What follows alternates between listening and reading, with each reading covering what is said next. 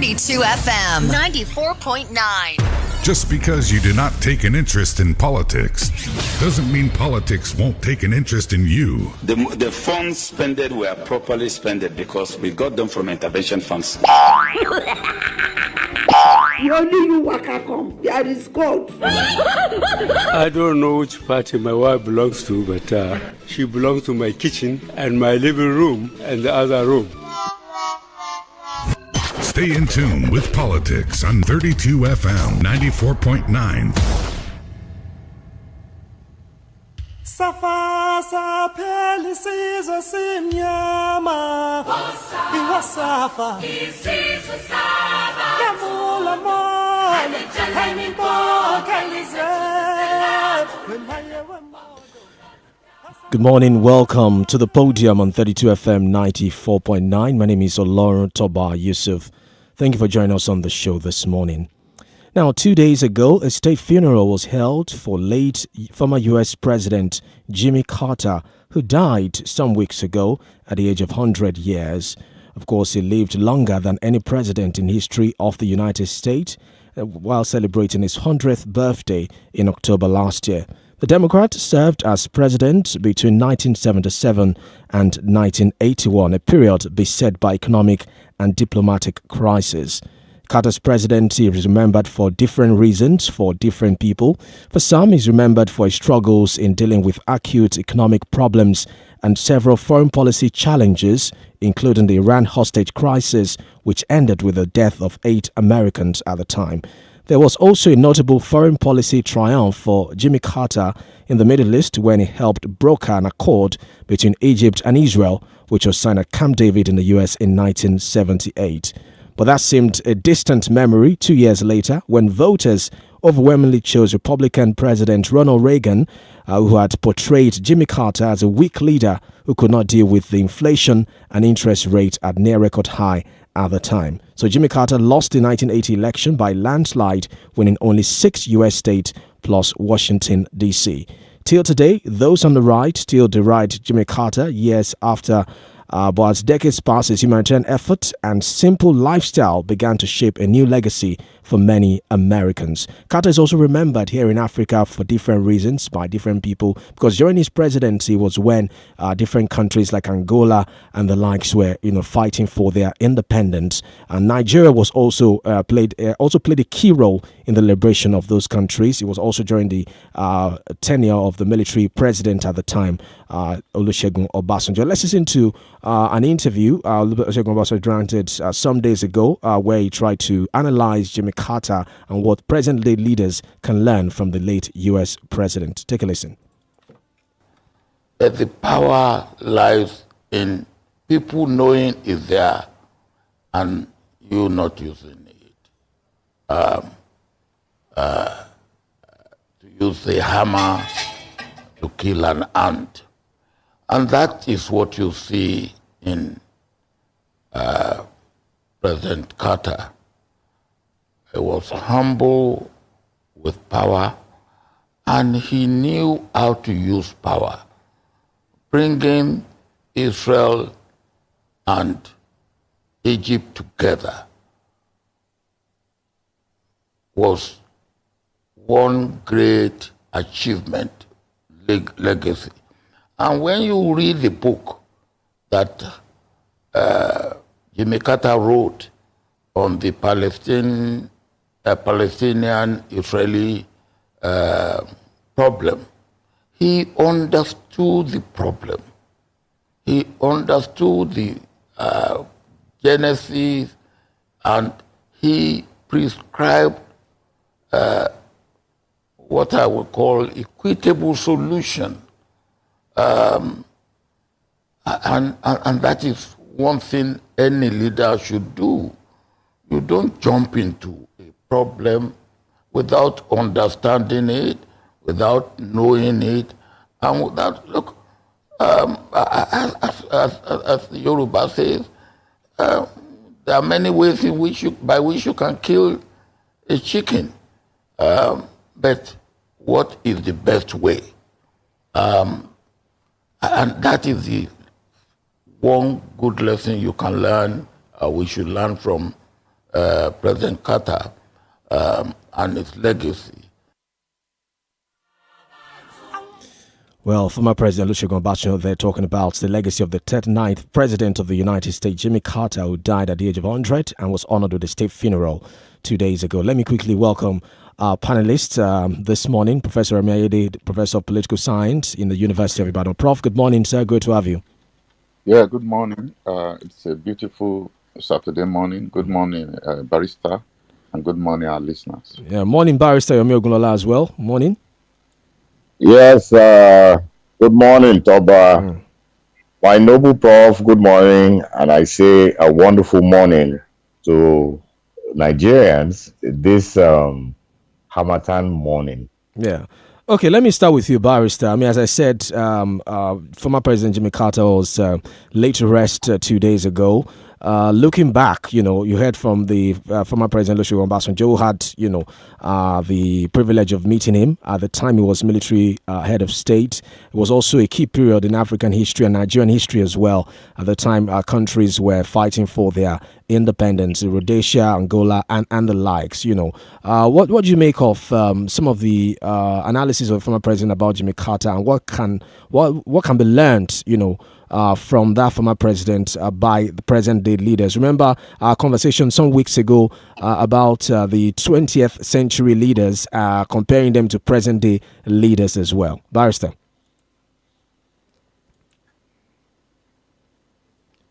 Hello, Barrister. Yes, Okay, Toba, yes. thank you very much. Even though I see this as my noble prof's special area, but let me try and do a little bit of justice, to the best of my understanding. It has always been this tradition, or like a tradition, that the Republicans come and they cause quite a lot of mayhem. Then the Democrats come in and they clean up their mess. And it has always been in that fashion. Well, some say it is changing.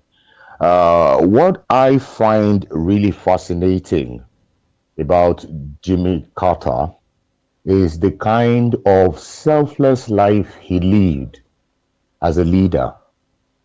He is rated as the poorest president that America has ever produced. And yet, because he lived very modestly, you saw the house he lived in until he died. So he lived a very, very modest life. And that is not because he doesn't have the money. This is a man who invested so many billions in different foundations intended to help the vulnerable people of the world. So, in terms of humanity, I think he showed to present day rulers what it takes to be a leader. A leader eats last. A leader allows his people to eat first. And I think Jimmy Carter represented that school of thought. It is unlike what we see now. People are in politics for their bellies. They want to take as much as they can. They are never satisfied, And so Jimmy Carter represented the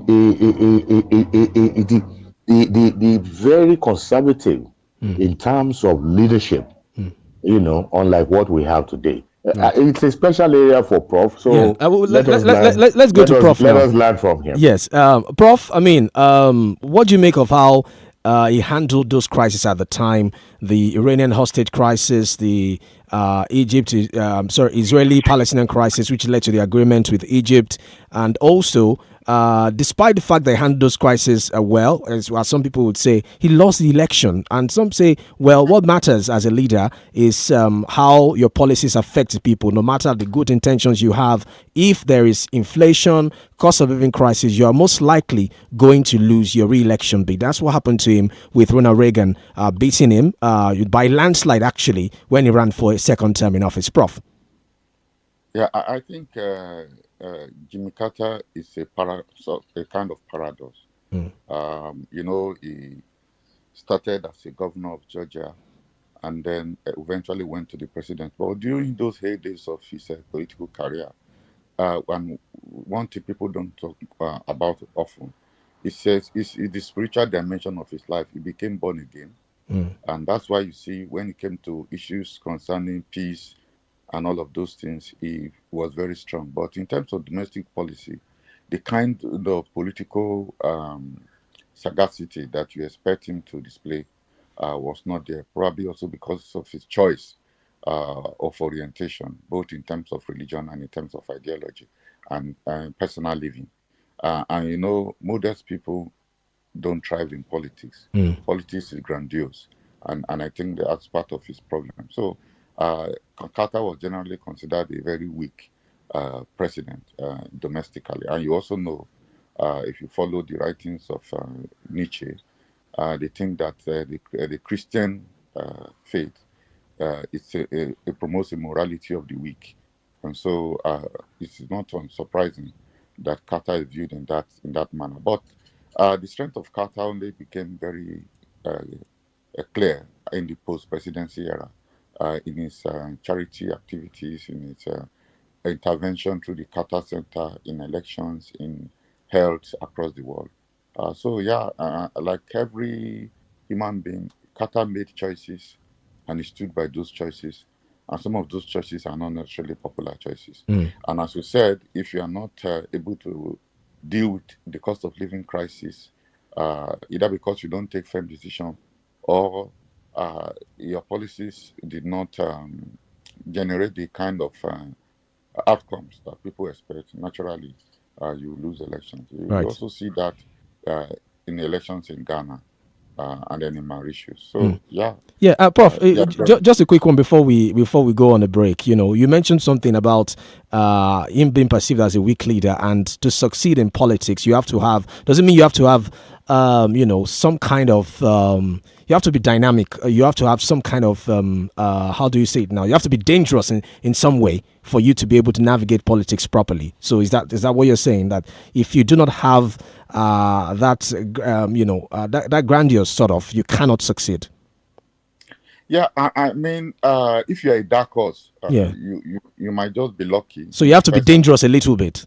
But when you are in the seat of power, you have to be, how would I put it? You have to be larger than life. Humility sometimes comes with a great cost. And that's why at the last minute, you see Biden has to just give in. But of course, Kamala Harris came too late. And you see that same dynamic in the last election in the United States. And you see Trump is considered very strong, very determined, very bold, even though we know that some of his dispositions a little bit extreme. So that's the kind of thing that thrives in policy. Even when things are going bad, you have to keep saying the best is yet to come. You have to be very positive. You have to be very optimistic. You have to be really, really grandiose. Up to the point that sometimes there's a form of delusion that is embraced by politics. And if you are somebody who is very critical, very realistic, very real, in the sense of humility and all those things, you might not find it very easy in politics. So that explains why, here in Nigeria, the president keeps talking about renewed hope, keeps talking about, how his policies will yield result eventually. That explains it. Absolutely. Yesterday, I was talking to a student and we're talking about the growth of the GDP. And I said, but the GDP has fallen from over 500 to 200 and something. And the boy said, no, but the president said we are going to $1 trillion economy. I say, absolutely. You can imagine the GDP you meant has plummeted, but you are telling Nigerians that your goal is actually to take Nigeria to $1 trillion economy. I mean, that's the stuff that politics is made of. Right. You have to be bold, audacious. Yes. Let's quickly take this break. When we get back, we'll be getting to the thick of the conversation. We'll be joining our guest for today.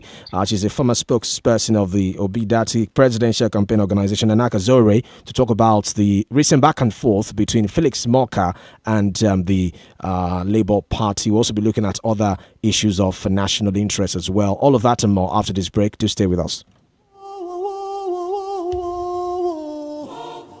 32 FM 94.9. I'm in love. Sonia tomato mix, stand up.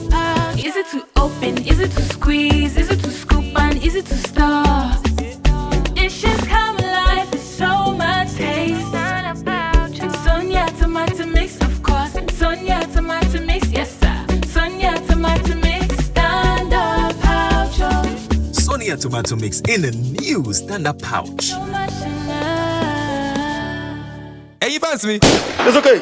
Ẹ lọ sórí gbogbo ìkànnì ìbánidọ́rẹ̀ẹ́ ní 32 FM 949 fẹ̀yìn ẹ̀ àsáfù.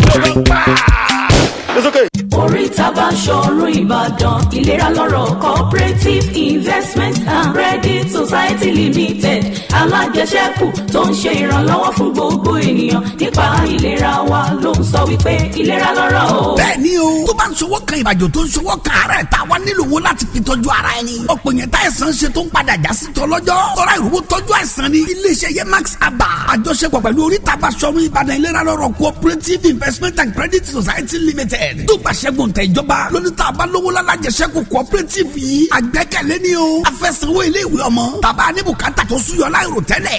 Ìrànlọ́wọ́ ojú ẹsẹ̀. Àǹfààní láti yáwó tá a lè máa dá padà díẹ̀díẹ̀ lélẹ́yìí. Àwọn tó bá tún wá fowó wọn dókòwò pẹ̀lú wa ìdámẹ́wàá ni wọ́n máa gbà lórí owó wọn. Ó jẹ́ kọ́sítọ́mà ó jẹ́ kọ́sítọ́mà. Àǹfààní yìí wà fún gbogbo èèyàn ní. Ẹ tara ṣàṣà máa bọ̀ lọ́fíìsì wa block B shop 37 and 38 Islamic shopping complex Basọ̀run Ìbàdàn. Telephone 070-716-88889 tàbí 070-16-707-783. kápẹ́ dèlò èdè fèdè yangan àtàwọn àkànlò èdè ayàwòrán tó perégedé fìrómọ̀rí sí fènìyàn pohùn àtàwọn ìṣàmúlò ẹwà èdè Yorùbá tó jíire lẹ́yìn máa pàpàdé lórí ètò Yorùbá Dùn ní gbogbo ọjọ́ ajé láago 7 àṣálẹ́ ṣaago 8 kọjá 20 ìṣẹ́jú pẹ̀lú ìtúpalẹ̀ àwọn lítírésì eré oníṣe tó kún fọ́gbọ́n ìmọ̀ òye àṣà ìrírí lọ́pọ̀ yanturu tá a fi gbélé ayé tó kọ́mọ lẹ́kọ̀ọ́ ìkànnì 32 FM 94.9 lẹ́wọ̀n ti máa gbọ́ ètò Yorùbá Dùn pẹ̀lú Olúbímpé Fátóyè àtọ́kùn ètò a kì í fowó ròyìn kó má lè kọ́ni lójú Olúgbénga Ìdòwú òya gbé sókè. ọjọ́ 17 tí wọ́n ṣe ìgbéyàwó ni olóyè pé ilé ọmọ Dèbó jáde ó sì gé ó fi aṣọ funfun wé. boko jìnnà ìlà kì í kó ìpàdé tó dọjú ajé ọ̀sẹ̀ yìí nìkànnì 32 FM 94.9 Yorùbá Dùn Yorùbá rẹwà Yorùbá wò mí jọjọ. You're listening to 32 FM 94.9. In order to matter, matters of the state must matter to you. If some people are crying that they are in darkness, they should go and hold those who vandalize the installation. Let me say that the political crinkle. Stay tuned to politics on 32 FM 94.9. Welcome back. The Podium on 32 FM 94.9. My name is OLORUNTOBA YUSUF. Remember, we're live on Facebook, 32 FM 949 Fenye. Like the video, share it, and drop your comment. So we'll be moving on with the conversation for today. In the last couple of days, there's been back and forth between the All Progressives Congress, APC, and the Labour Party over an interview that the spokesperson of the APC, Mr. Felix Morka, granted on television, where he was reacting to the New Year message released by the presidential candidate of Labour Party, Mr. Peter Obi. In that interview, Mr. Felix Morka said, quote, Obi has crossed the line so many times, adding that whatever he has coming to him, he should manage it. That statement has been generating a lot of reactions. For the Labour Party, it was a statement that threatened the life of the opposition leader, Peter Obi. For the APC, they said, look, the statement was taken out of context. It was not a threat. It was a direct response to the question asked Mr. Felix Morka during the interview on television. So this morning we'll be discussing this and other issues. But first, let's set the tone of the conversation and play an excerpt from the interview granted by Mr. Felix Morka to set the tone of the conversation. Take a listen. Mr. Obi is shooting from the hip. He's not looking, he's not taking an aim. He just, shoots widely like, what we used to see in movies back in the day, in the Wild Wild West.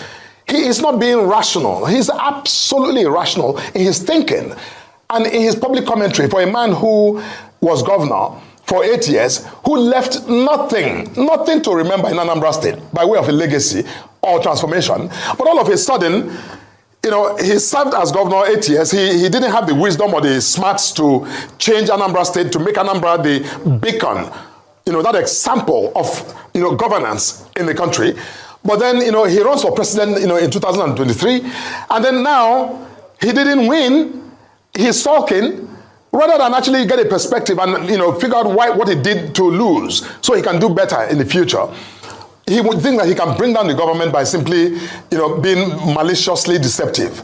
That is wrong. I'm not somebody to, to go on that offensive in that manner. But Mr. Obi has crossed the line so many times. And I think that at this point, he has coming to him whatever he gets, he needs to manage it. To the reference to Peter Obi as a prophet of doom, or as engaging in economics. So in other words, my answer was, if Peter Obi was called a prophet of doom or was called a voodoo economist, he has it coming to him because he has crossed several lines of truth.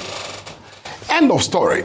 End of story. There's nothing else to suggest in those words that I said in the moment of an interview that, saying Peter Obi has been, speaking a lot of, now, I don't know by what medium or by what effort do you then transmogrify that conversation into a threat to Obi's life and the life of his family. Peter Obi's allegation that the words I spoke in that interview threatened his life.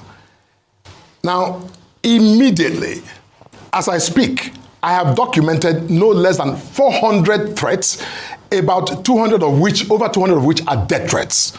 Documented. I'm not talking about people these are written texts that I have carefully documented and which, I'm providing to the law enforcement agencies, or people really telling me how they, graphically describing how they intend to take me out, to shoot me, behead me in graphic language. You see, this is not a joke. And it's gone further to some members of my family who have also been, threatened directly. I'm not speaking about just, suggesting in graphic, language. You see, but, I'm not concerned about that because, what has triggered this entire insanity cannot be attributed to me. I did not threaten Peter Obi. And so anybody who is threatening me, that is their decision to do so. But, I hope that our law enforcement system will respond as effectively as possible to also, bring those individuals to justice. See that? Welcome back. Yes, that's an excerpt from that interview that Mr. Felix Morka granted on television. Of course, we started with the first part where he made the statement that generated reaction. The second part was when he was trying to clarify the statements that he made. Nana Kazore, well, she was on this call, but looks like she's going to reconnect with us. Yes, she's here now. Good morning. Thank you for joining us on the podium. Great to have you, Nana Kazore. Good morning. Happy New Year. Same to you.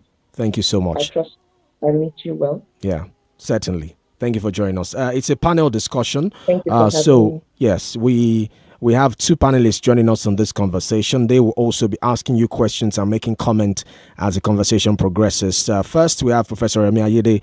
He's a professor of political science in the University of Ibadan. He's on the call. Good morning, yes, Professor Ayede. Yeah, and then we have Barrister Yomi Ogunlola as well joining us on the call.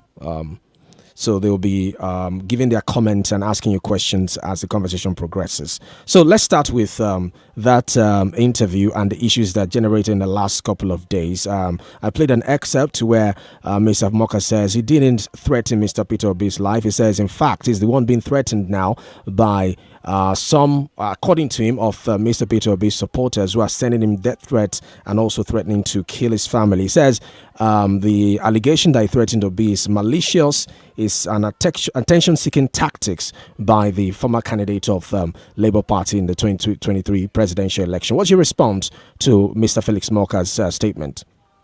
My response to Felix Morka has been very, very, I gave an interview a few days ago, and I think I stated it very clearly. Mr. Felix Morka has only just tried to gaslight Nigerians unsuccessfully. Mr. Felix Morka did threaten Mr. Peter Obi, and he should have realized that his words, his careless talk, could actually have triggered some trigger-happy person. We know that there are security issues in Nigeria. Some trigger-happy person who feels he's a supporter of the APC or Mr. Felix Morka himself to take the laws into their own hands. Just because you have a platform does not mean you need to measure your words. You need to be very careful with the way you spin your narrative, especially when you're going to be, put on a platform such as the one where he made such insidious and insipid, you understand, commentary. You can, it's okay to, the way young people call it now, it's okay to banter. It's okay to speak about the opposition in very strong terms. I do not oppose that. I'm one who appreciates dissenting voices, but I do not appreciate putting people's lives on the line. I do not appreciate a man like Mr. Felix Morka thinking it's okay to come and say that whatever Peter Obi gets, coming to him, he should take it like that. When the clip you played, yes, he was saying something about a movie in the Wild Wild West. So perhaps he became a little bit too emotional and put himself in front of the television, and maybe he thought he was watching The Good, Bad, the Ugly, and he just, went ta ta ta ta ta ta. I suggested, I have suggested in the past that it would have been nice for him to say, I was taken out of context. I withdraw the statement. Not necessarily backtracking, because if you have conviction about a thing, then you have your convictions. But the way in which he couched his words, and it's even good that this has happened now, not during elections or close to the time for elections. So it's good it has happened now, and hopefully it should be nipped in the bud. Things like this are not acceptable. In my last interview, I did say that people like Mr. Felix Morka are the ones that have taught Nigerian youth to talk the way they talk, to behave the way they behave, with such careless talk about somebody who is just using his platform to mirror to the government that, look, things can be done better. So I see no reason why Mr. Felix Morka took it upon himself to come and say whatever he has coming to him, he should take it like that. I still maintain that was it was threatening grammar. He may not have meant it, but I really don't even care what he meant. What I care is what he said. And we know how Nigeria is. Who knows? I even asked during my interview, was he telling us something that is a part of the APC plan? I do not think that Mr. Morka thought it through. And for somebody who calls himself a human rights activist, he has just played out how not to be a human rights activist, because the kinds of things he says infringes on the rights of a man like Mr. Peter Obi. Yeah, and he says, some people are bullying him, some people are threatening him, and he's not the first person to say it. There are some people in the APC who feel like there is this group of people, they refer to this group of people on social media, who bully people because they hold a different political view, or they do not support the candidate that they support, and bully them and say all kinds of things about them on social media. It says his own has even gone beyond that social media bullying into actual text messages with graphic details of how he's going to be killed, or according to him, by these people. So what do you make of this allegation against this supposed group of people that bully people on social media?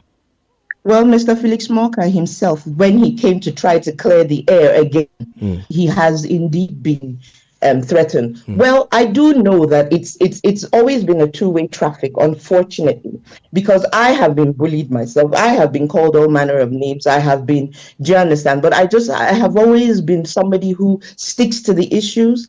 I have always been somebody who just, remains on my lane, and I remain focused. So that those naysayers and, people who come at me, I don't ever respond to them, or I just press the block button. Because it's not, you don't have to be in my space, be it virtually or physically. So I myself have been called all manner of names from people who are from a certain ethnic group, and I wonder why. just because I have a different opinion from yours, just because. And if you go on my social media handles, I'm not one for vitriol, I'm not one for abuse, I'm not one for disrespect. You understand? I've not disrespected anybody's ethnic group. Please follow the trajectory of my political discourses that are available to everybody. But I've had people come and call me certain names. I've had people call me dog. I've had people call me obedient. I've had people come to denigrate my tribe, or sometimes even my religion. Why? So, but how do you think we got here? To a point where you cannot have a healthy debate anymore without your tribe being brought to the fore, without you being denigrated. Isn't that what democracy is about? Being able to have a healthy debate about issues, hold a different opinion, disagree about the opinion, but still appreciate the fact that this person has this opinion and respect that opinion. How did we get here to the point where people's opinion, people are being threatened just because they hold a different opinion? It's very easy to trace how we got here.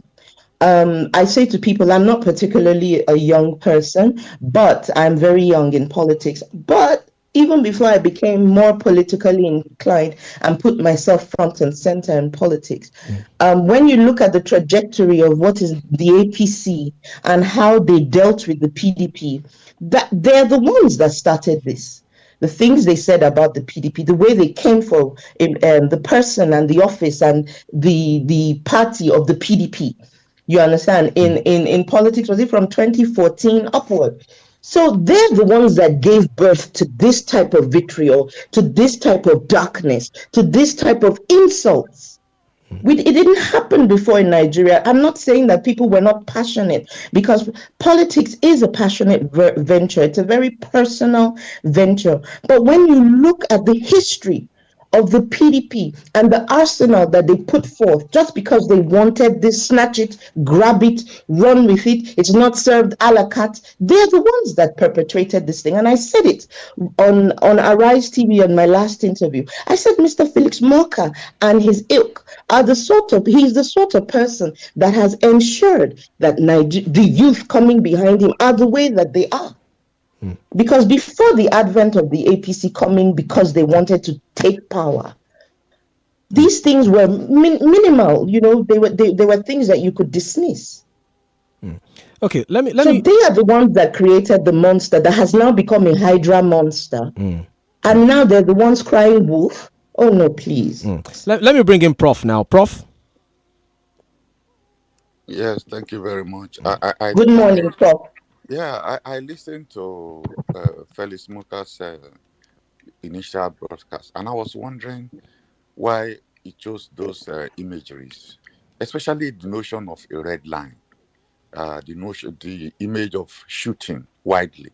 I think that's actually the problem, and I think that he should have apologized for using an inappropriate image or metaphor in his speech. But is it not, as you have said, the stuff that politics is made of? Is it possible for us to be modest in politics, to conduct political affairs without some form of exaggeration? Probably we should not use very negative and extreme kind of metaphor, but still exaggeration is very important in politics, but that certain things should not be said, probably when they relate to security. For instance, you say red line, war, and things like that. But beyond that, is it not natural, is it not normal for exaggeration to be used in politics? Okay, Prof, that's a question. Yes, it is a question to you. Yes. Okay. Yes. Oh, exaggeration, hyperbole, call it whatever you want. Of course, that's what gives the political space color and flavor, and hopefully can sway people to your side. I was just listening to Dr. Sam Amadi a few minutes ago before our interview started on a morning show, and he said it that politics is actually a contact sport. That's fine. Boxing is a contact sport. So is football, but rules and regulations. So when you are somebody who has a particular type of platform, I expect you to carry yourself in a certain way. I expect you to speak in a certain way so that way you're showing by example how people should relate. But I really don't. I thank you for this question, because I've started to think of how do we now change this narrative leading up to 2026, 2027, where we're saying, no, this has got to stop. So yes, politics is not for, you need to get into the ring. You understand? But you need to also play by certain rules. You understand? You cannot come into a boxing ring with a machine gun, for example. So it behoves on the rest of us who are seemingly saner, you understand, to now begin to say, no, this is unacceptable, because I think we're taking it a bit too far. And I hope, for example, I hate to bring it up, but you know how we have footage and videos of the kind of things that a man like MC Oluomo did during the elections and after the elections in Lagos. He has never been picked up. Justice is not being served. Even just recently, Eleganza children were spraying money. It's the policeman that was with them that was probably, though the first PRO has come out to say he was not deployed to protect the Okoya children. He was meant to be at the company in Eleganza.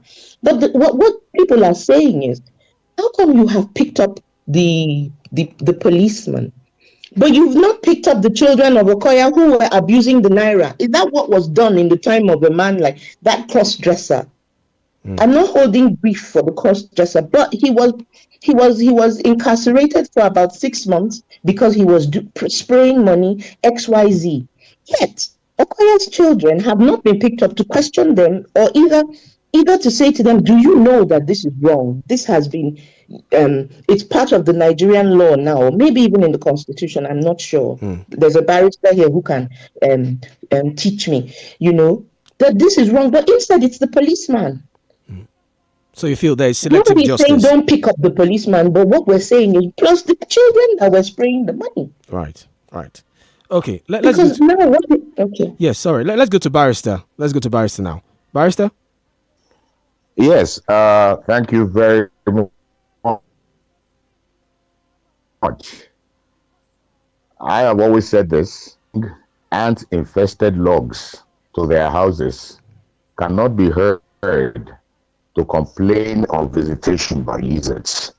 I listened to Felix, and I must say I was really disappointed, because he acted not like a noble in that interview that he granted. But let me come to our guest. I want to go back to the same statement. In your view, is the statement credited to Felix actually a reflection of his party's... Barrister, you're breaking. Hello, Barrister. Unfortunately, I cannot hear Barrister clearly. Yes, Barrister, you're breaking. But we missed what you said. You said... Yes, we can hear you now. All right. The part where you said, is it a reflection of his party's something? That's where we missed you. I am asking. Yes. Is the statement credited to Felix actually a reflection of his party's alleged intolerant disposition to opposition politics? Because many are suggesting a deliberate move by the APC towards a one-party state. What do you think about this? Thank you, Barrister, for that question. If the interview that I granted before this one, yes, I do believe that he was speaking, I think he was speaking also for his party. I don't think he was speaking in isolation. And I did ask that, was he directly telling us what the APC has in store for a man like His Excellency Peter Obi, or for certain people within the obedient movement? I really do believe that, because we've seen the way they have played their politics, and yes, we still agree. I agree that they want it to be a one-party state.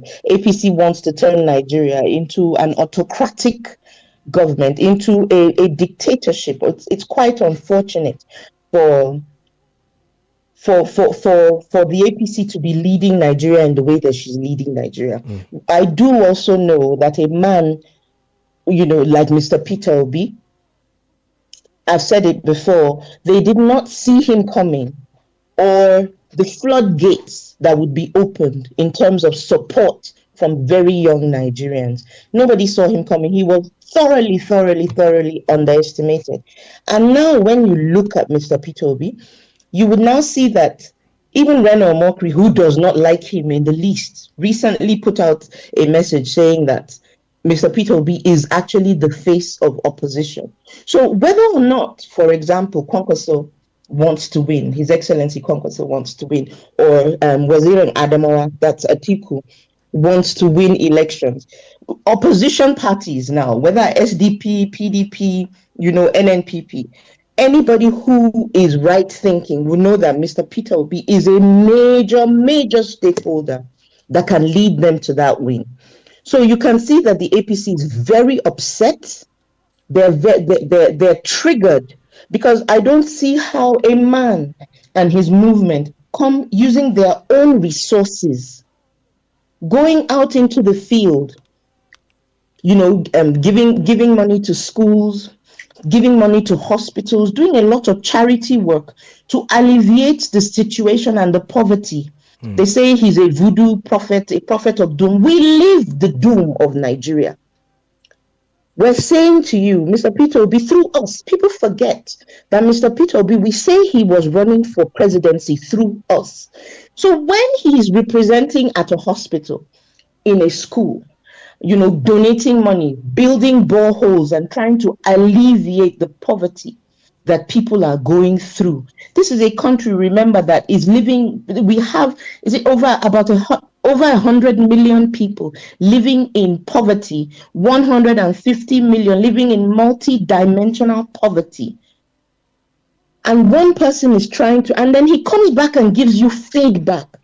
If APC was a serious government, if it wasn't just about power and largesse for the APC, you would see that they would take Mr. Peter Obi's comments as feedback and use it as data to be able to be productive for the Nigerian people, to be able to, as their so-called name implies, be progressive toward the Nigerian people. We go out to give charity, and we hear people say, please, when will they start to pay the minimum wage?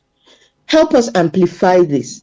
Mr. Peter Obi is saying, travel by the Nigerian roads and see how deplorable the roads are, so that you can understand whether or not it makes sense, or if it is expedient for you to have a Lagos-Calabar road, express highway, or whatever it is you call it. Can those funds be used towards better healthcare? There's a question that all of us should be asking right now. What are the benefits of being a Nigerian? Barrister, professor, I'm sure you guys know the benefits of being Canadian, of being a British citizen, of being an American citizen. What is the benefit of being Nigerian? Yeah, Nana Kazori, speaking of feedback, Yes, you said that Peter Obi has given his feedback to the government, and they should take it and try to understand some of the things he said there. But Mr. Ganduje, the national chairman of the APC, also says, let me quote what he said, does Mr. Peter Obi expect the APC to fold its arms and allow the opposition to propagate falsehood without any response? So Mr. Ganduje is saying that as members of opposition, you can criticize, but the ruling party also reserves the right to respond and, according to him, debunk whatever falsehood is being propagated. Isn't that, fair in a democracy, being able to respond to whatever the opposition says and debunk whatever falsehood that you feel is therein? Okay. The first thing is, everybody has the right of response, but you don't have the right to threaten another citizen. That's what we're talking about. That's number one. Number two, even in your response, you need to be, you need to look at things dispassionately. Are the roads not moribund? Can Mr. Ganduje go to his local government and use a primary health care there. There's no paracetamol. There's no penicillin. There's probably no light. There's probably no running water. So what are we talking about? What do they mean by falsehood? You see, that's the gaslighting that they gaslight Nigerians. These are the things. Are we at war? Why do we have internally displaced people who are Nigerian citizens? I'm not talking about displaced people that came from Niger, Mali, Benin Republic, Togo, or Ghana. We're talking about Nigerian citizens that are living who are displaced from home. Yet we are not in war. Yet we don't have, those kind of disasters.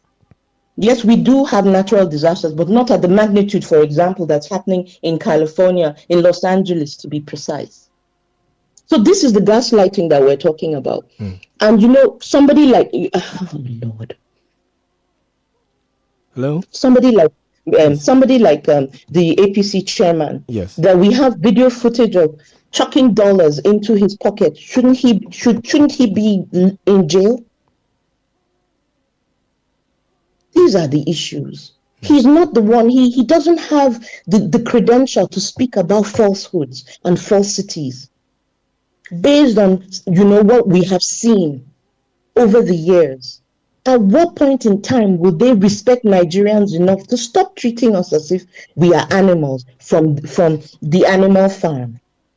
At what point in time are our leaders going to take responsibility and learn to... Nobody's saying do not respond, but do not threaten Nigerians. Do not let us feel threatened on our own home soil. So do your responses, but then you also have to, mirror your response and ask yourself the real truth. Right. Are there Nigerians who are dying needlessly because they're sharing rice? Are there Nigerians dying, needlessly because they cannot go to their farms? Are there women and children dying on a daily basis because the healthcare system is rotten? They cannot get decent healthcare. Okay. Those are the things that we're trying to highlight, and then the next thing we get threatened because we're acting as active Nigerian citizens. Let me go back to the question Barrister asked you about trying to weaken the opposition. There are those who say, look, the opposition itself in Nigeria has weakened itself with the gale of defections that usually happens, the internal crisis that happens amongst them. You cannot, for the three political parties now, PDP, Labour Party, APC, Labour Party and the PDP are in the opposition, but both of them have had all kinds of internal crises which have also weakened them. So they say, look, even if you're accusing the APC of trying to become a one-party state, it looks like the opposition parties are making it easy for this to happen by virtue of how they are not able to handle the internal crisis and how these politicians shuttle from one political party to another just to win election. What do you make of that? It will still boil down to what are the benefits of being a Nigerian citizen. Many of the people who are in office are just there for their pockets, clearly. They're not there, for the people who put them in office. And then when they get into office, they find out that they themselves are overwhelmed. I'm not making excuses for them. But we also know that we know where the issues are coming from. We know the people who propagate the issues within the opposition parties. We know these things. We know the people who are behind it. And it is all part of their plan to steer Nigeria into a one-party state and to shut everybody up.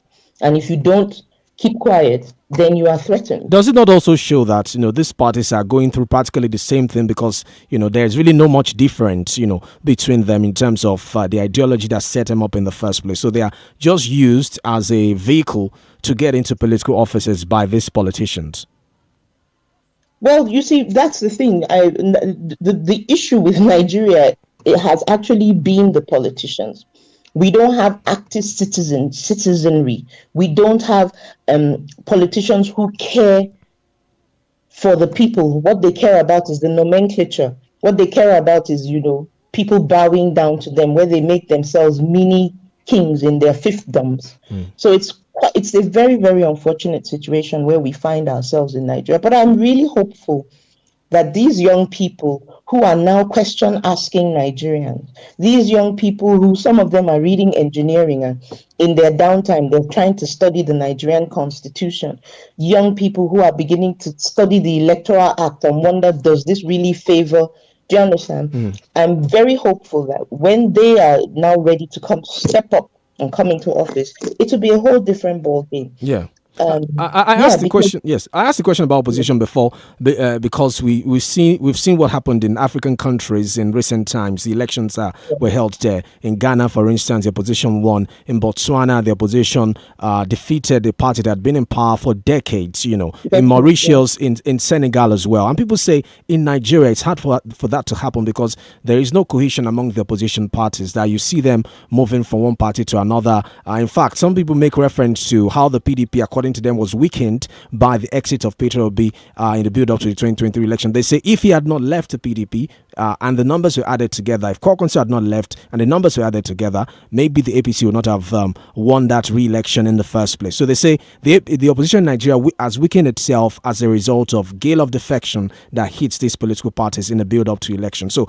I mean, what do you make of that argument? And also, what do we learn from those countries where opposition parties defeated even deeply rooted ruling parties at the time the elections were held? This is what I think. From 2022 to 2023, I want to strongly believe that lessons have been learned or lessons are being learned. And there are conversations all around, going around, with people who represented these parties. So I know that conversations are going around. So it's early days yet. It is early days yet. So one cannot say for certainty how it is that it's going to play out. But the beautiful thing is, time is always the revealer of everything. So we give it time and we see where it is headed, we see where it is going, and we then all these questions can be answered. But for here and now, I don't have the answers to that, so I cannot speak to what I really don't know. Yeah, I'm saying that, do you think that this defection also weakens this party beyond whatever antics that the ruling party has? If the opposition is not together, it makes it easy for the ruling party to immerse itself in power. Yes, of course. Of course, when there's a crack in the wall, then obviously some creepy crawlies can come in. But the point is, I need for us to move away from political parties. I need for us to, this is where I'm at now. This is where my principal, His Excellency Peter Obi is now. It's about Nigeria and her citizens. For us, that's the most important thing right now. We still have a bit of time before we're gearing up to the 2026, 2027 political era, and if Allah keeps us till that time, then we like I said, time is the one that will reveal certainly yes the way that we're going to go. Right now our focus is how to be of help, how to be of service, how to be how to give for the life of me, APC has made me hate the word hope. I thoroughly dislike the word hope because all I see with the reforms they have put in place, tragically, it has been a lot of hopelessness and helplessness. Not because the reforms won't lead the country to a better conclusion, but that there are no, I don't know if the word I should use is stopgaps. There are no cushioning effects for Nigerians to be able to, fall without breaking their backs. But they argue that you this buy rice is over 100,000 naira, and yet the minimum wage is 70. Yeah, but the government argues that these are reforms that are very necessary. In fact, they say there are bold steps needed to recalibrate the country. The steps they highlight include subsidy removal, floating the naira, the Electricity Act, the tax reform bill, local government autonomy, student loan bill. They say these policies are gradually yielding results, and what we're seeing is just a temporary pain. It's like childbirth, that's what the president says. No. Don't tell me. Don't tell me about childbirth. That's what they say. I should tell you about childbirth because you know that your gestation period is between 44 weeks, 9 months. Right. You understand? So when, as a gestating mother, when you are nesting, you have a time frame where you prepare yourself for the D-Day. Nigerians were not given that opportunity, and that's unfair. You don't gestate and in 3 days give birth. But do you agree that don't those just get pregnant today and say subsidy gone on the first day? You understand? Yes. So these are the things that we're talking about. What were the cushioning effects that were put in place to ensure that the gestation period, the antenatal, did Nigerians have the opportunity to be weaned off certain things? Did Nigerians have the opportunity to go through antenatal classes? No. Okay, let me go to Prof now. Prof? Yeah, I think that we have a tough period in Nigeria that we're going through now. And although the government has insisted that the expected outcome, the results from the returns from these reforms will start to show, I'm not quite sure if the obedience group or Peter Obi thinks that these reforms are the appropriate reforms that should have been done, because it seems that what the Obi group is complaining about is about the cushioning effect. That's okay. We believe in these initiatives. The only difference is that we would have done it in a different manner.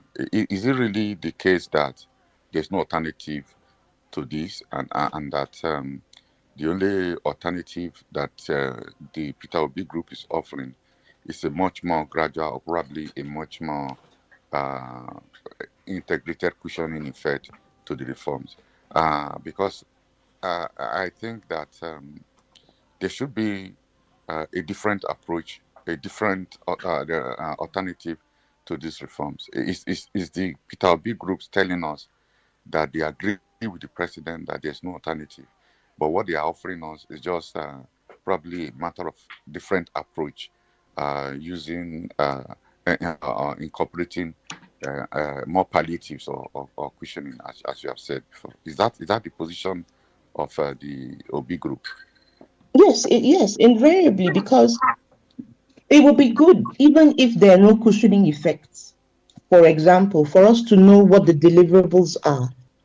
It would be good for Nigerians, it would be excellent for Nigerians to know that from this time to this time, you can't just keep telling us, tighten your belt, it will get better, it go better, this and that and that and that. That means you're still campaigning.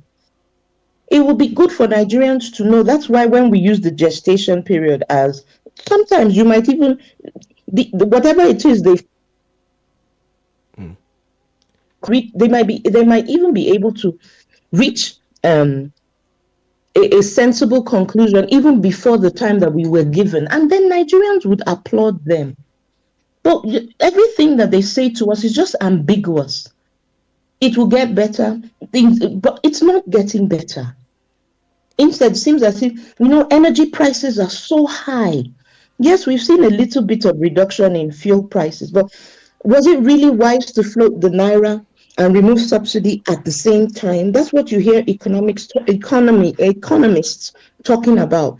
I forget the name of this very brilliant gentleman who said something, and he broke it down. What Peter Obi also is trying to say is that there should be more robust conversations. Carry Nigerians along. Speak in all the dialects available, your NOA, your Ministry of Information. Let Nigerians have an input in these things. Let them tell you whether they feel this can work. You convince Nigerians why. Giving timelines. That way you yourself would know, we have a timeline to beat. We promised these people this. But when you just come with blanket promises, that's what we are against.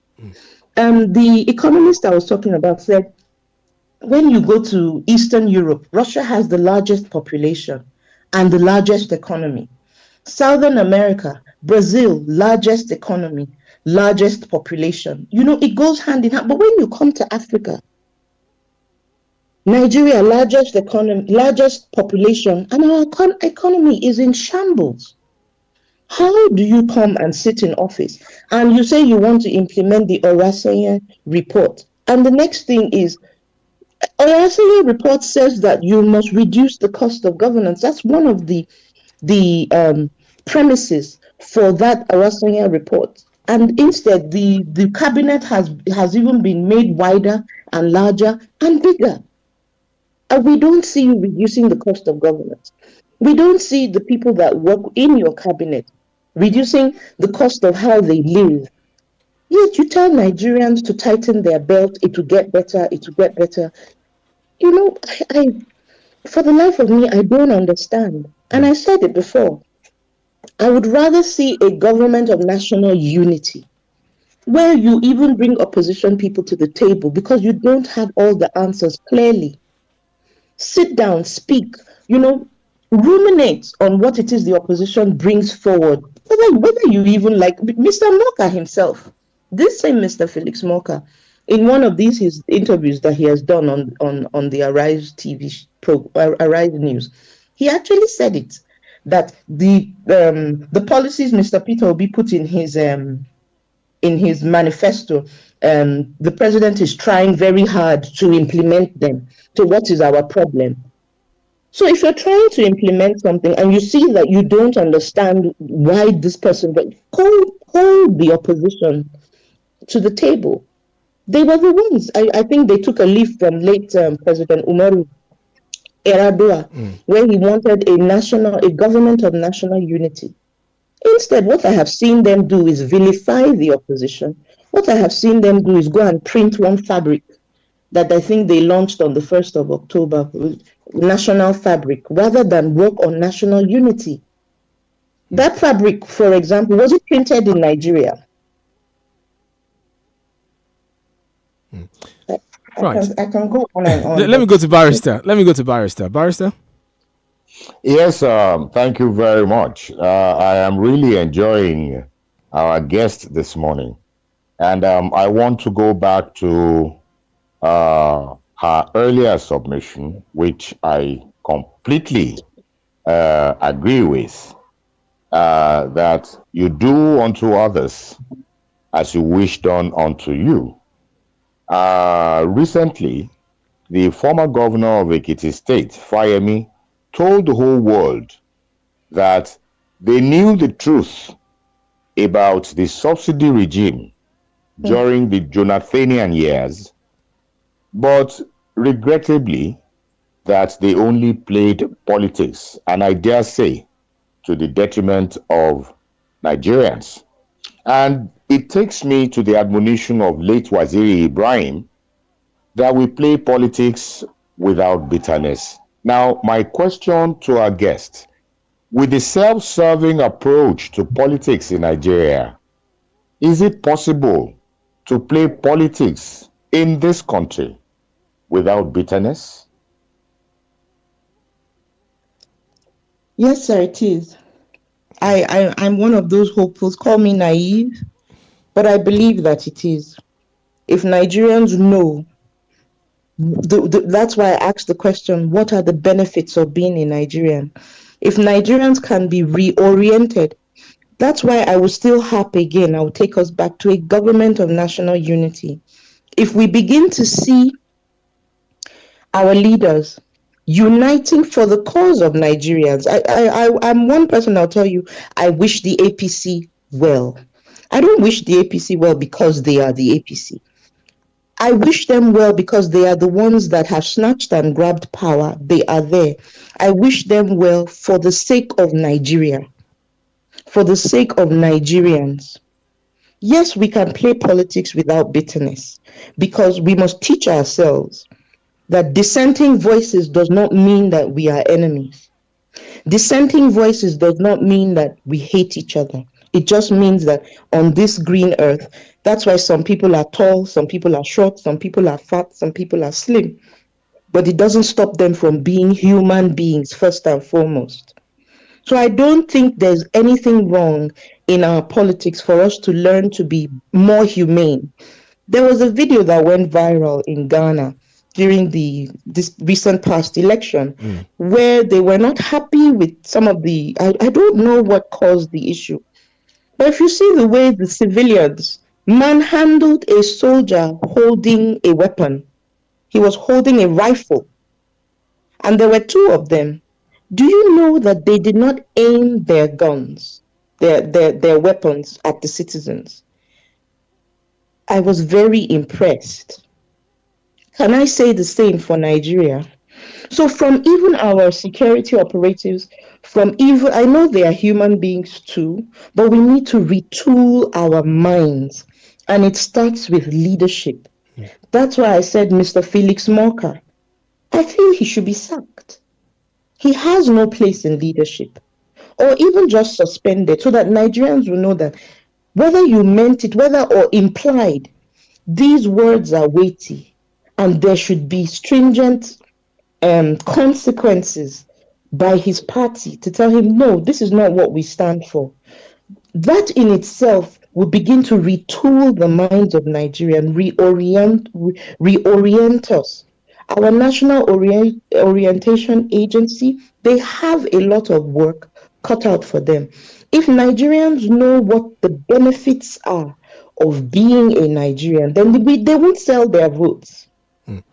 And speaking of, knowing what it is to be a Nigerian, the president in his New Year message said that this year there's going to be a national values charter, and the values charter is going to revive the spirit of being Nigerian and encourage patriotism for the country. I'd like to get your thoughts on that. And also, he says, in the second quarter of this year, there's going to be a national youth confab where the young persons of this country will come together, to show the administration's commitment to youth empowerment. They'll come together and develop a youth policy for the country, for the administration to work with. So I'd like to get your thoughts on those two issues, the National Values Charter and the youth confab that the president is planning. It remains to be seen. Like I said, national unity. So they should not just sit down and form their own caucus. They should get leaders within opposition up to local government areas and, let those people be part of the discourse. I said it before.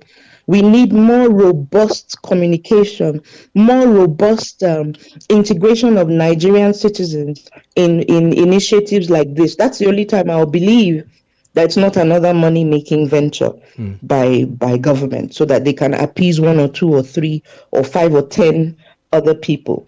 So it remains to be seen. There's so much. Nigerians, I'm amongst the people who have a distrust for government and the policies. This is still the same president who sat down and said he had a friend who had 5 Rolls Royces or something like that, who now downgraded to a Honda. And he asked him, why are you driving a Honda? When he made that comment, it tricked me, because I started to think, okay, so people who ride Hondas, where are they now? Okay, the man who rides an Okada, where is he now? Those are the kind of things. If you're gloating at people's what's the word now? If the president can sit down and gloat that somebody who had a certain type of lifestyle doesn't have it anymore, then how about the people at the lower rung of the ladder? Did he think about those people? Well, he says these are some of the things that have come with these reforms, because according to them, the reforms are yielding results. They say the refineries are coming on stream now.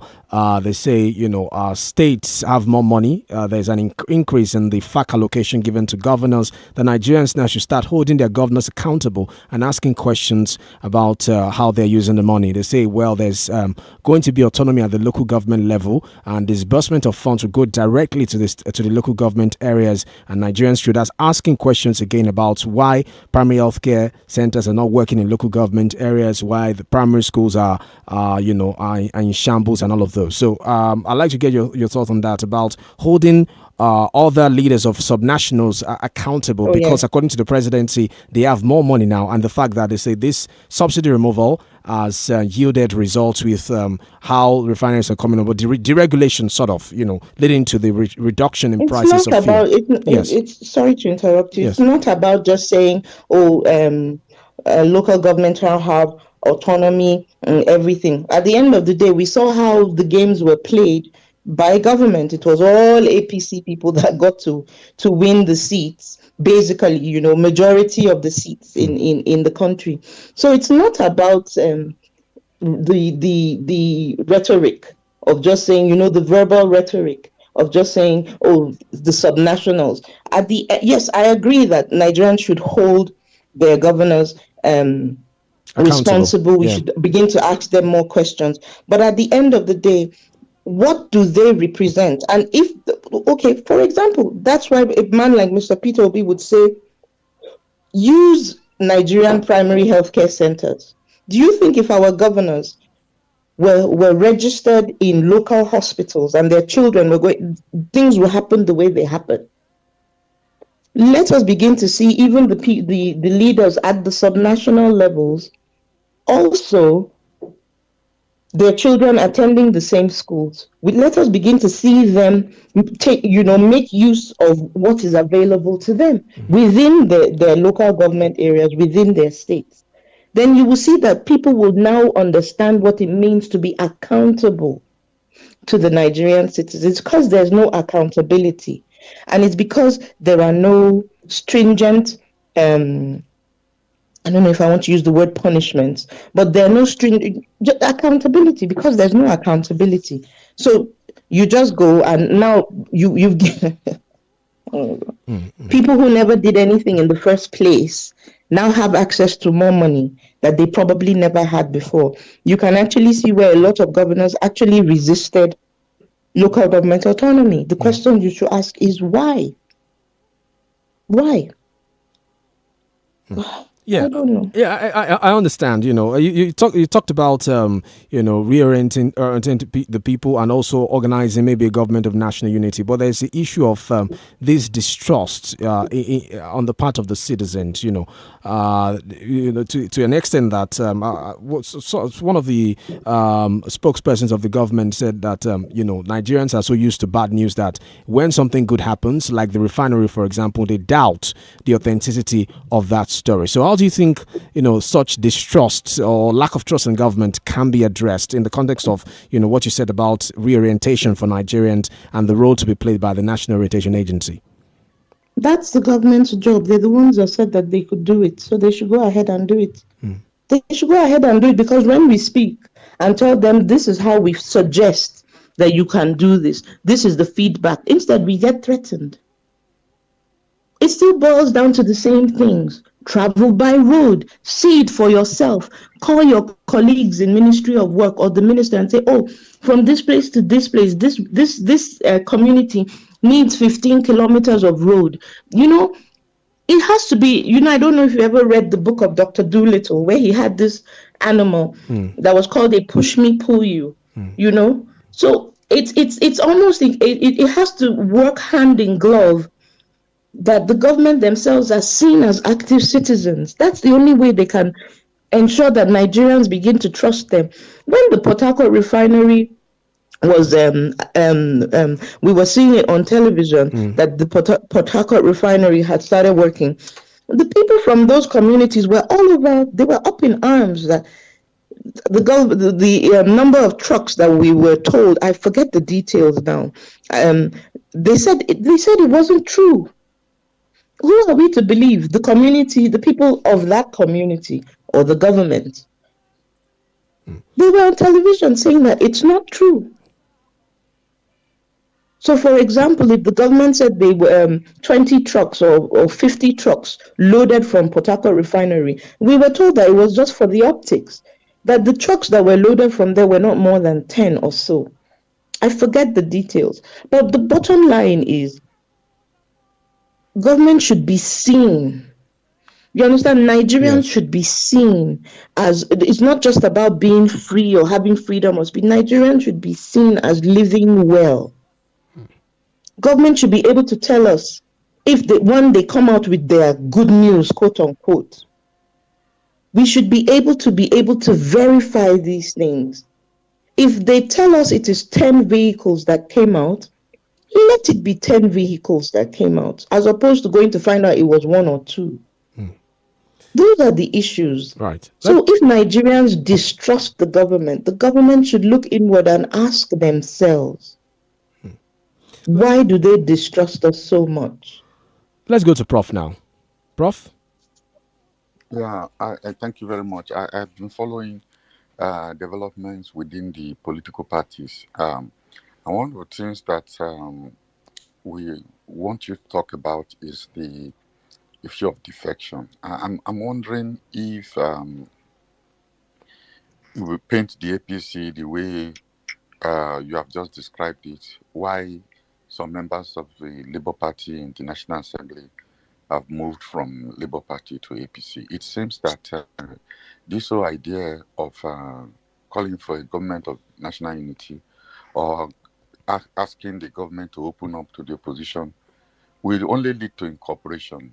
They will just perch from other political parties to build themselves. So I think it's a dangerous call because this party is not a party that will be magnanimous enough to work with other parties. Rather, they are likely to incorporate them, to poach into those parties.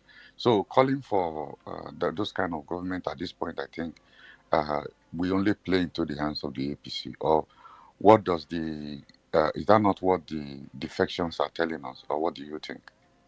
What the defections are just, highlighting and showing us is that, unfortunately, it is individuals showing that they are all about stomach infrastructure, and they are not about the Nigerian infrastructure.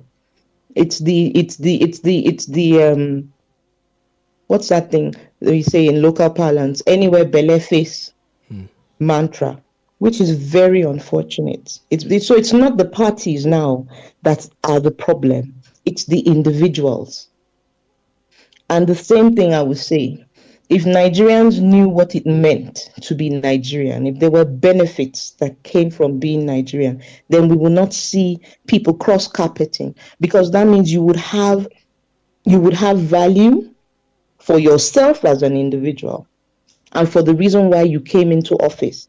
And that's why a man like Mr. Peter Obi will always tell us, you must have a second address, even though you want to be a politician. But he's also, it is respectable. We can also, yes. So, sorry to come in here. Sorry to come in here. Apologies for the interjection. We can also absolve Mr. Peter Obi from the defection, the defection culture in Nigeria, because he started with ABGA, moved to PDP, now he's in Labour Party. There are those who say, well, for his political survival, he might also move away from Labour Party again in the build up to the 2027 election. That he is also guilty of whatever I want to accuse the members of the National Assembly of by leaving Labour Party for the APC. Fine, you understand. What I would say to that is this, like you said, for the survival of his political career. Yes. Not for stomach infrastructure. Can't we say that those ones are also... Wait, please. Yes. Mr. Peter Obi is a man of means. A lot of these people, and I was talking about having a second address, with or without politics, Mr. Peter Obi is known for being a businessman, a highly successful businessman who has used his brains and grit and knowledge of business to build his own and sustain his businesses. A lot of these politicians, I'm sorry to say, do not have a second address. They are front and center politicians. They don't have any other thing they do apart from politics. Okay. That in itself is also an issue. So where they feed from. Nana Kazori, please hold that thought. Please hold that thought. We need to take a commercial break. When we get back, you continue your line of thought and we'll get on with the conversation as well. It's the Podium on 32 FM 94.9. We're back in a moment. Do stay with us. Stay tuned to 32 FM 94.9. I'm in love, Sonia tomato mix, stand up. Is it too open? Is it too squeeze? Is it too scoop and is it too stir? Dishes come alive, there's so much taste.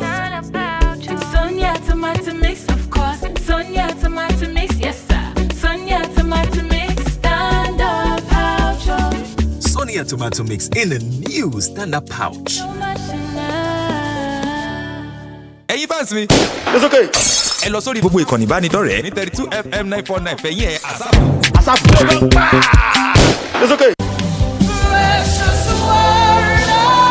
In this recent world full of uncertainty and disturbing news and stories, the only sure path to walk in absolute victory and triumph is to stay on the Word of God. Join us on this station every Friday, 9:45 p.m. to 10 p.m. as Reverend Dr. 𝐃𝐈𝐒𝐂𝐋𝐀𝐈𝐒, DSc, DSc, brings you the infallible Word of God, which is able to save your soul. God bless you.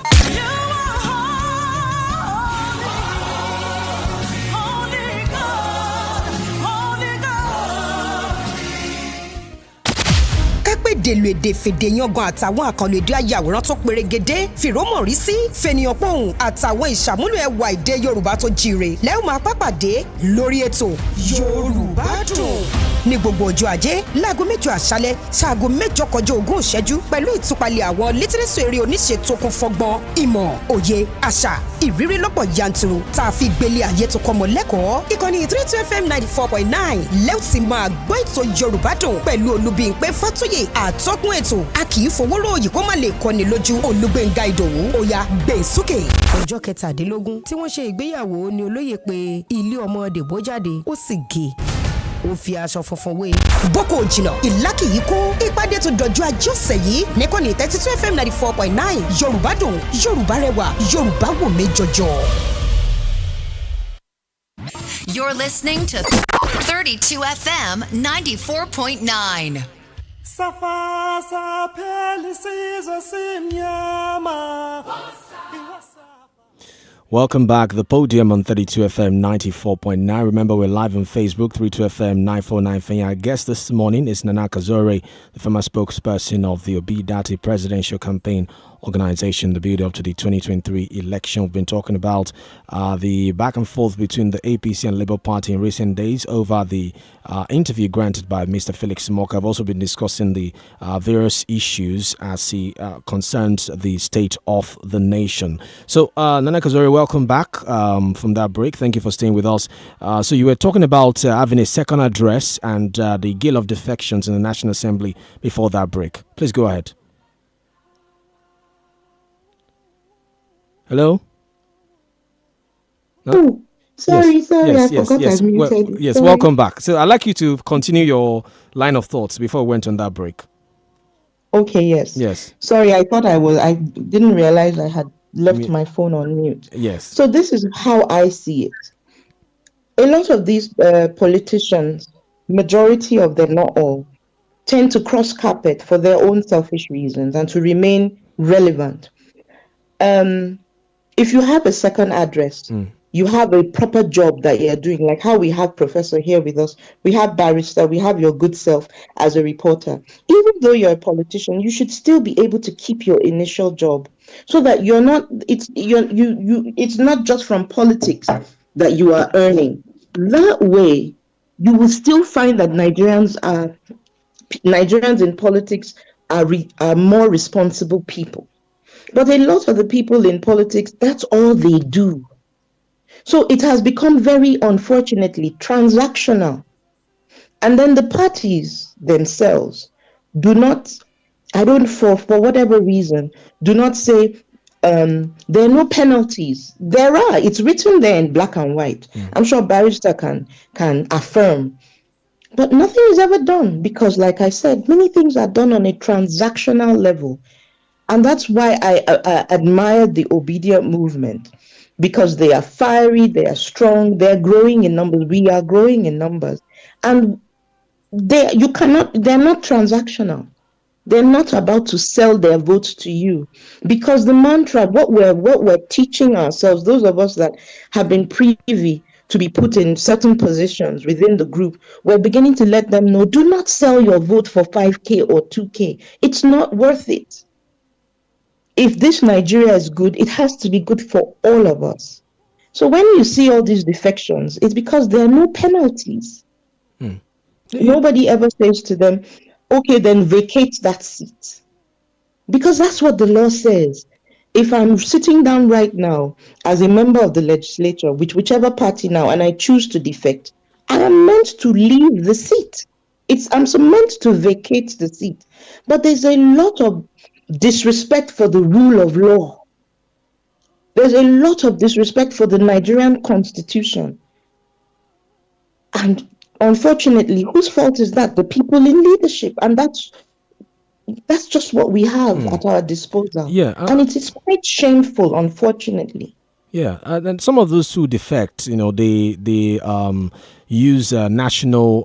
They use the fact that there is disunity or the party is factionalized as their reason, because there's a provision for that. That you can defect if there is a crisis within your party or the party is factionalized. Like when the crisis in Labour Party, the Abure issue, the Nadi Usman that was appointed as the interim leader of the party, some of them moved, and perhaps is it possible that they moved from the party to APC because they had again thought about their political survival in the build-up to the 2027 election. Maybe they had seen that the Labour Party is no longer what it used to be when they got elected. They needed to survive politically in the National Assembly. That's why they moved. Beyond just moving for stomach infrastructure, there's also, because every politician wants to win election at the end of the day. Okay, so why is it that that is what they choose to harp on? Rather than build, they choose to defect. It is for the stomach infrastructure. Defect. Nobody's stopping you from defecting. Go right ahead. It's your fundamental right to defect, but vacate the seat. It works hand in glove. Okay, let's go so to maybe we need to change those constitutions. Yeah. And it's either you don't have the right to defect after you have won the seat, or it must be imperative that as you choose to defect, you vacate the seat. Let's go Since to you feel that there's too much problem in the party, no problem, you can leave. That's the door, but leave our property with us. Right. Barrister? Yes, thank you very much. Now, Nana, I want to bring you in on a brewing controversy. The president's resolve to decentralize the Nigerian College of Aviation Technology, Zaria, to have a presence in each of the 6 geopolitical zones, like it was done with the Nigerian Law School. What is the position of opposition on this? Okay, this is the first time I'm hearing this, so I cannot speak on it. I really don't have an opinion. It's not something I had followed through with. So honestly, I cannot speak on what I haven't. I'm sorry. No, that's all right. I cannot claim to know it all. That's all right. But now that you brought it up, I'm going to actually read up on it. I like to read up on new things. But what are your thoughts? If you ask me, Yes, I think what we did with the Nigerian Law School can also be done with, the College of Aviation Technology. As a matter of fact, I have been a very strong advocate for even the decentralization of the Nigerian Defense Academy, so that, it is not concentrated in just a region or a geopolitical zone. We, especially given, the experiences we have had, insurgents, bandits overrunning our military formations and all that, wouldn't it be wise if we decentralize? And exactly what we did to the Nigerian Law School. That is my position. I don't know, Prof. Maybe you can, let us have your position on this too. Well, I think it's a good idea, but also that there's a variety of institutions across the country, and what to expect is that like the... Hello, Prof. Training. Can you hear me? Yes, we can hear you now. Okay, so we are thinking that there should be a very deliberate effort to have a plan, look at the various defense institutions, and then see where they are located, and have an idea of how to achieve, one, security, two, safety, then inclusion in terms of the allocations, and then, of course, in terms of strategy. But more importantly, I think that we must also think in terms of having civilians attending some of those institutions in such a manner that there will be some kind of integration between the military and civilians. Because what we really are concerned about is a situation where the military is fenced off from interacting with civilians at that high level, such that there will be this perpetual fear of military takeover within the National Assembly. But if the military can attend civilian institutions and civilians can attend military institutions, then of course the elite integration will be better off. So it's not just in terms of location. I think there should be a real master plan of integration of this thing. For instance, I'm talking about an example of what Adams Oshomole talked about in the National Assembly when he made a proposal for accountability, that the various committees of the Senate should ensure that the monies that are allocated, appropriated to the military is not used for non-defense purposes, where they found out that many of the service chiefs were setting up military universities in their different homes. And they thought that was misapplication of funds. But when the proposal was brought before the Senate, the nays had it. It shows that the members of the National Assembly were afraid of, in fact, engaging the military or asking for accountability. And from what the various inquiries that have gone on, you see a lot of corruption and irresponsible behavior have gone on within the leadership of the military. You saw how many soldiers have gone to war, they've come back and the allowances simply don't get to them. So I think we need a much more broader strategy that may include decentralization, but we also deal with the question of civilian-military interaction at the higher level. And then as well, think in terms of what is more appropriate strategy in terms of the location of this institution. Because the Naval Academy, for instance, we expect them to be located around where we have the Navy, the seaports, and so on. So I think there will be a balance of factors, and the strategy will be much more appropriate. Rather than you have one service chief comes and then he sets up one institution in one place because it comes from that place. I think we should discourage that. Yeah, and Nana, can I buttress something that okay. Can I buttress something Prof said? Yes, go ahead, please. Okay, go ahead. I'm very interested in this, and like I promised, I'm going to go and study that. The military is something that is very, very important to me by virtue of how and whom raised me. That's a story for another day. So So it's not a bad idea, but I really hope, and it will be taken seriously, that if you come from a particular geographical zone, you'll be thrown to the other geographical zone.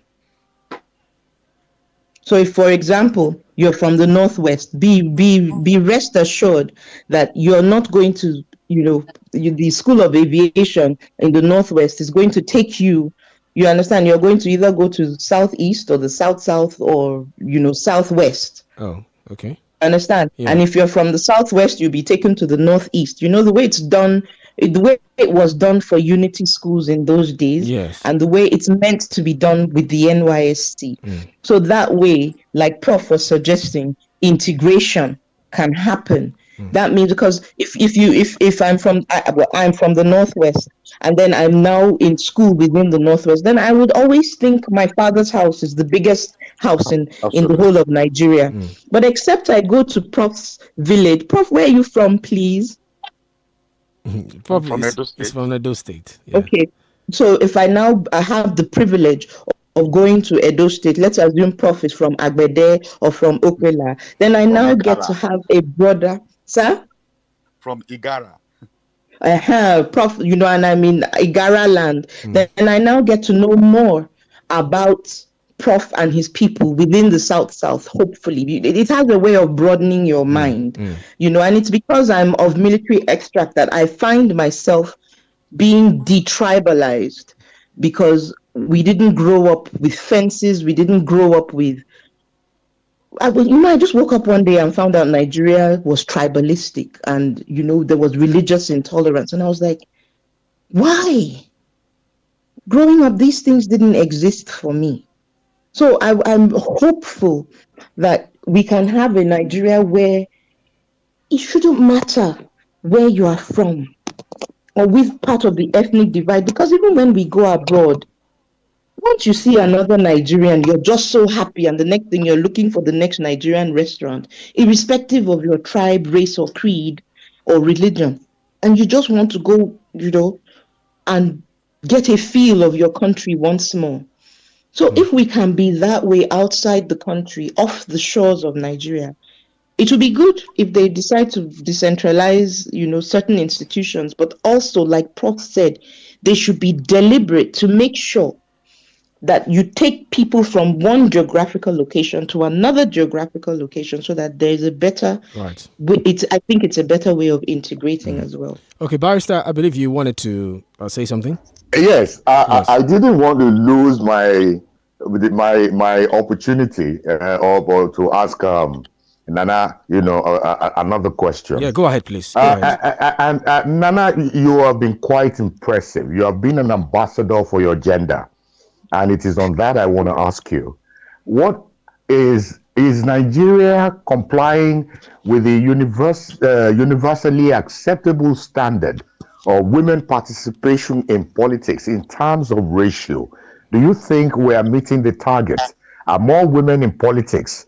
And if we are not, what do you suggest should be, the trajectory of Nigerian politics with reference to women participation? Oh, that's a rhetorical question, sir. Barrister. Women in no, we don't have enough women in politics, unfortunately. And I know I'm sounding like a broken record. Please forgive me. If Nigerians understood what the benefit of being a Nigerian is, if there was a level playing ground for women, if there was more equity for women, then you would see them come to the fore. But with the interactions I've had with certain women at the grassroots, with the interaction I've had with the opportunities I've had to speak with women, you find that because of the distress in the economy, women are known for nesting. So what they're looking for is to ensure that their children get their daily bread. So they're so preoccupied with fending for their families that they're not even interested in talking politics. Women also have unfortunately found themselves in positions where they are vilified for being interested in politics. You're either told to shut up, you're either called a name outside of your name. And when I say that, I'm referring to, people just wake up in the morning and call you a prostitute, when that is not who or what you represent. So you see that women would rather do better in banking. Like you have seen how women have become such amazing professionals. You understand? But the advent of politics, because sometimes I have been in rooms where I've had to, because thankfully I even have some people who knew me, they'll say, Nana, you weren't like this before, but sometimes I've had to find myself speaking louder than I naturally would, because nobody is thinking of my time and that I have a family. So you want to set a meeting, and the meeting is at 10 p.m., for example. And I have to say, no, I'm a family person. I'd rather be going home or be at home by 10 p.m. as opposed to that the meeting is just about to start, and then we have the issues of Nigerian time. So when am I going to? I'm sure you can appreciate where I'm coming from. So sometimes the atmosphere is not even conducive for women to care. But the truth of the matter is, women are more likely to be honest Women are more likely to be the bold ones to tell their leaders to their faces rather than pander to their whims and caprices. Like I said about Mr. Felix Morka, he should thank a man like Peter Obi for being able to speak where he, Mr. Morka, is a coward, where Mr. Peter Obi can speak to the APC, speak to the president that is in power about certain things, preferring solutions. Women are more likely to prefer solutions. Women are more likely to venture into places that men cannot. And what Nigerians need to understand, when I'm speaking to women, I've come to find out that women hold a lot of power, but somehow don't even understand that power. So there's a lot of education. Again, I will talk about us retooling our minds, having the opportunity to reorient women, because thankfully, all of you are men here, and I want to believe that you are married or have, you have your spouses. A lot of the time, you will find that it's the wife that tends to say, this is the school the children should go to. She decides the meal, even if you say there's a timetable in the house for meals. So women take a lot of decisions. We are intuitive. Another thing is women haven't come to realize that they are the ones with the higher spending power. Many people would disagree with that, but at the end of the day, you three men hand over sums of money to your wives, to your partners, to you hand over those sums of money for them to go and shop for the house. You might just say, okay, this is what, now the schools have resumed. You earmark a certain amount, and a lot of the time, it is the missus or your partner that actually helps you to disburse those funds. So women need to understand that it was a study that was done in Brazil, and when I was part of that class, it just opened my eyes to how powerful women are. But we still have issues of patriarchy, we still have issues of cultures. But you see, the beauty about culture is that culture evolves.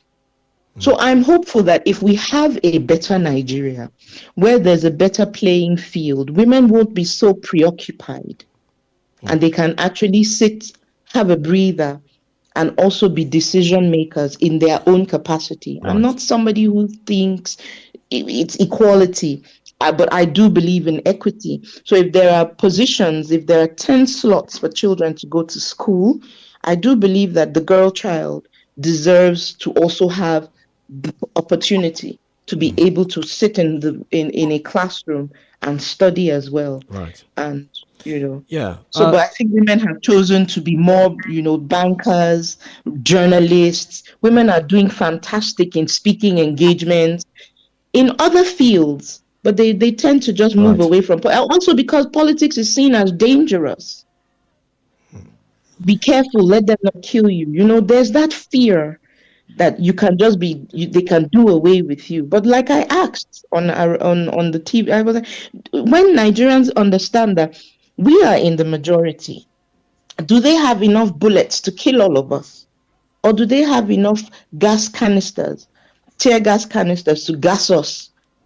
If we know what it is we are really, really fighting for. All right, let's take some comments. We're live on Facebook, 32FM 949, and drop your comments there. You can also call 0705 5000 949. 0809 7000 949 0906 2000 949. You can call any of those numbers to be a part of the conversation. On Facebook, Okedemabatune says, politicians are all the same. It is in this part of the world where politicians always try to destroy others to get to the top politically. Expect more from them because it is all about preparation for 2027. It is better to challenge a statement at the law court instead of exchanging words on social media. Adefemi Leramo says, Obi Ganduje, what's the difference? One was alleged to have stuffed dollars in his pocket. The other allegedly used state money in his family business. Isn't that the reason there is multidimensional poverty?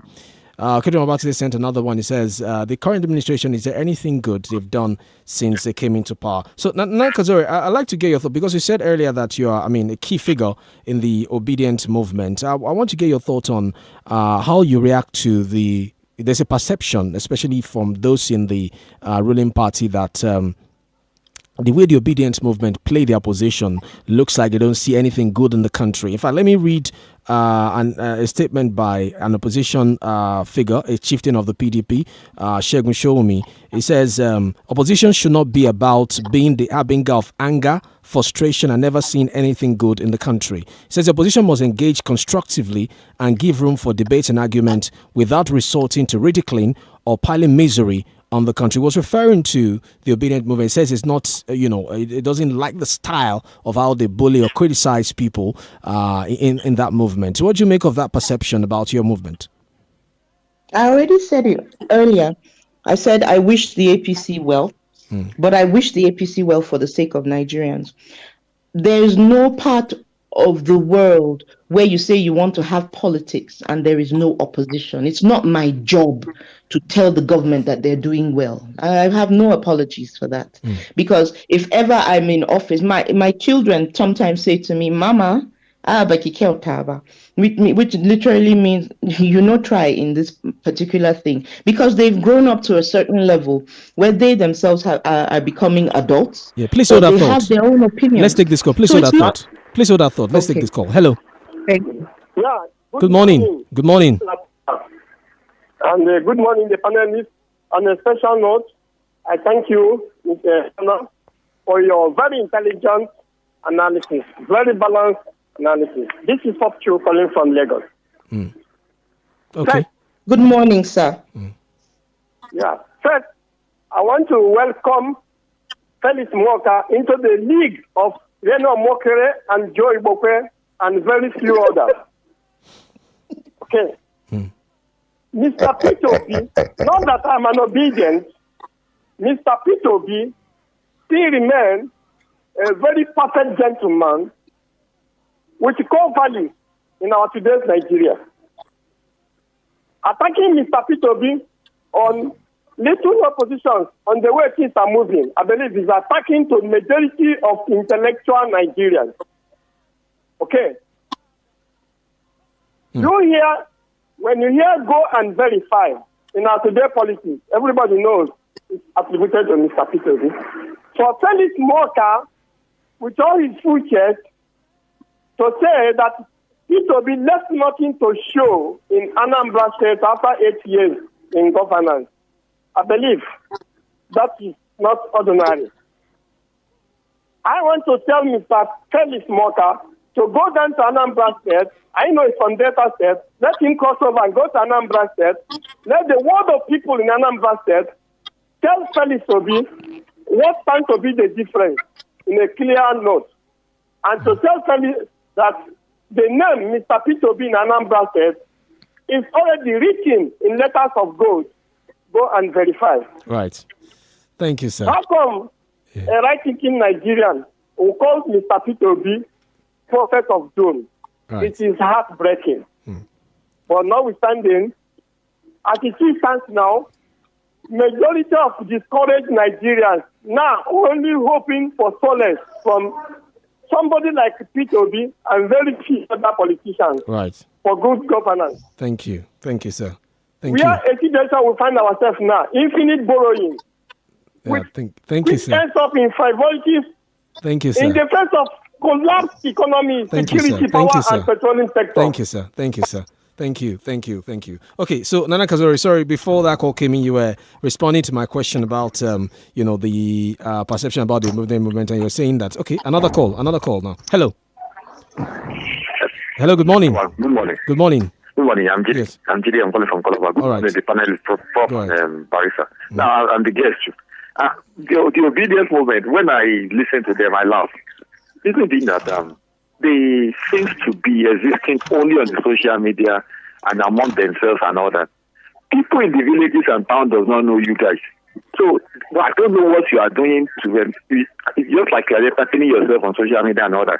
Now, people really matters in this country. I mean, not matters in terms of voting. The locals, they don't know you.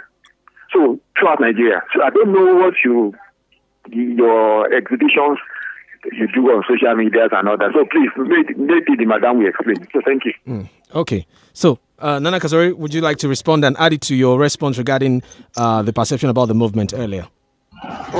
Honestly, this person made me laugh out loud. You know, I had to mute my mic. Oh. That's how they accused us of being 4 people tweeting in a room. But when it was time, when push came to shove, they gave us 6.3 million votes. So he's the one that just doesn't want to acknowledge that there's a wave that came and hit Nigeria. That is what is irritating the APC. That's what the APC doesn't like. They did not see a Peter Obi coming.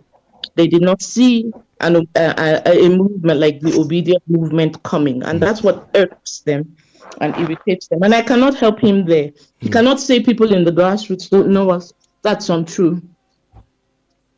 Okay, let's go to Prof now. Prof, as we wrap up, if in 9 months, if in 9 months, you know, for that last speaker, if in 9 months we did what we were able to do, he thinks that we're not doing anything. You see, what people don't understand, let me break it down to this last speaker.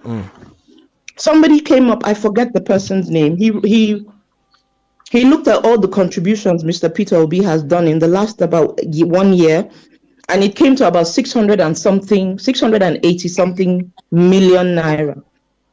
You know, my team and I, we now sat down, my teammates and I, we now sat down and said, whoa. And when we calculated, it came to almost 1 billion naira. And most of the projects that Mr. Peter Obi made and the contributions he made were at grassroots level. Just on the 1st of January, we went to a primary healthcare center within the FCT. We went to visit IDPs within the FCT, and he made contributions there. So I really don't know what this young person. So we're about to wrap up now. We're about to wrap up now. Prof, as we wrap up, your final comment or question, comment, Prof?